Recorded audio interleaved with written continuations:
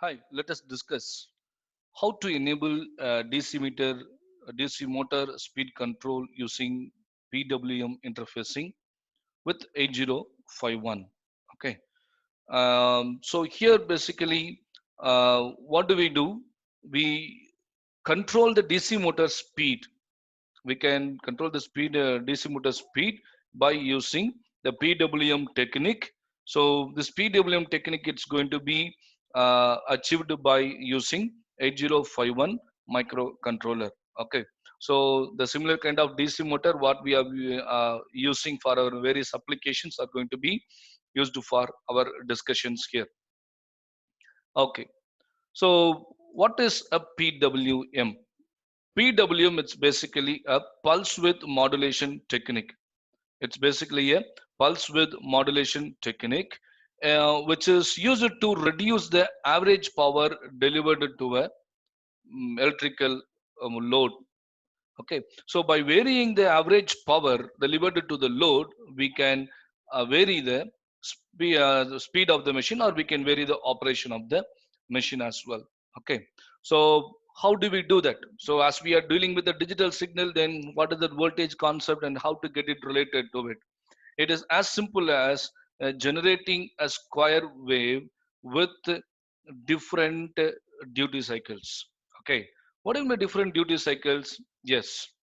So you will be having, when you say a time period of a particular waveform, there will be one complete time period, isn't it? So let's say the time period is of 100 percentage. Got it?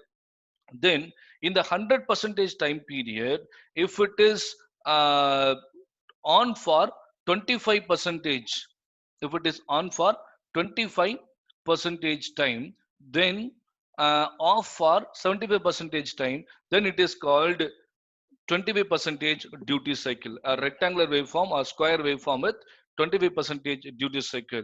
So when you apply a 25 percentage duty cycle, the machine will be receiving only half of the actual power actual power.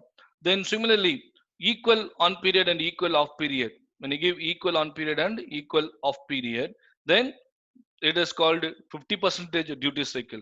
Then machine will will receive a power, half power. Okay, half of the rated input power.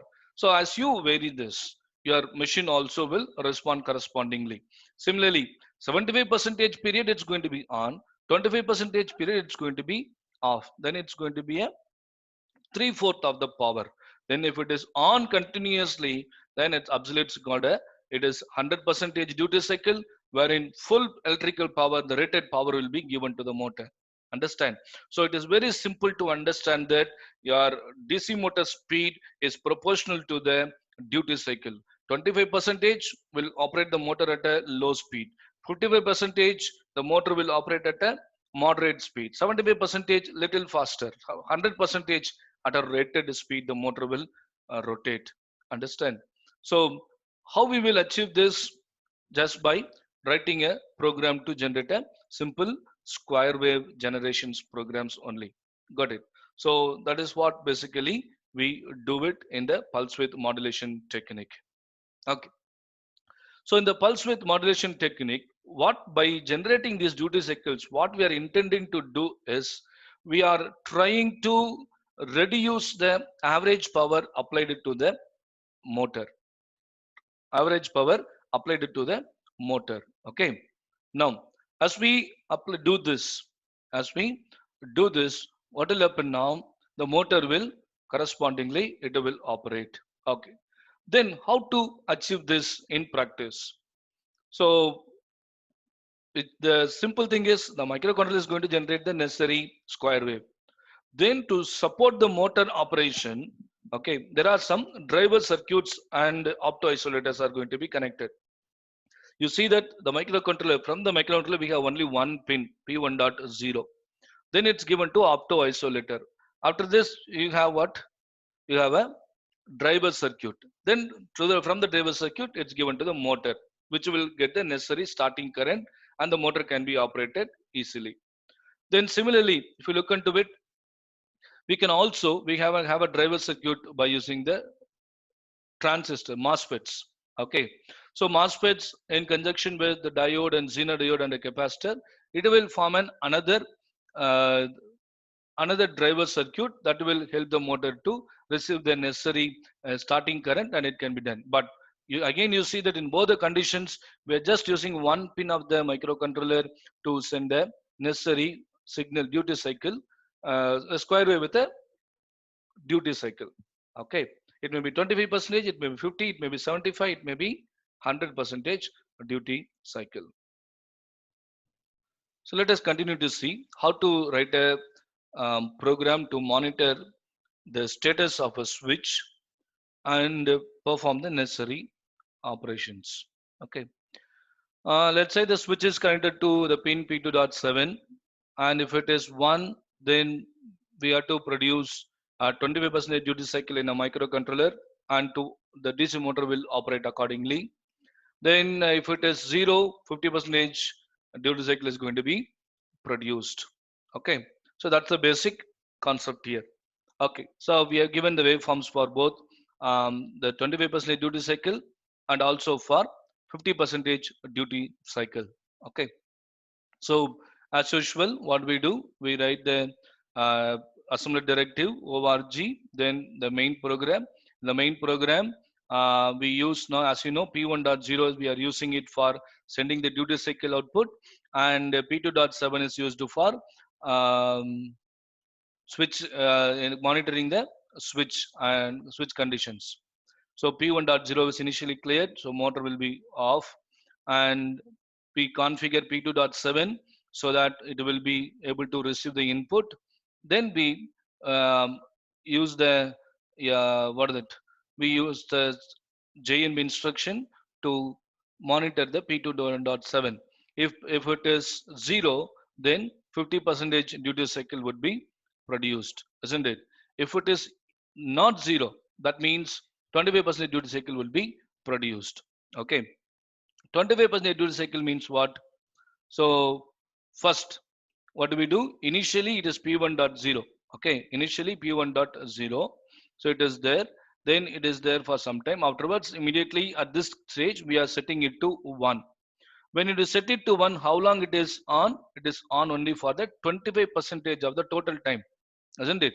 So what we'll do, we set it on, then we have one delay subroutine here.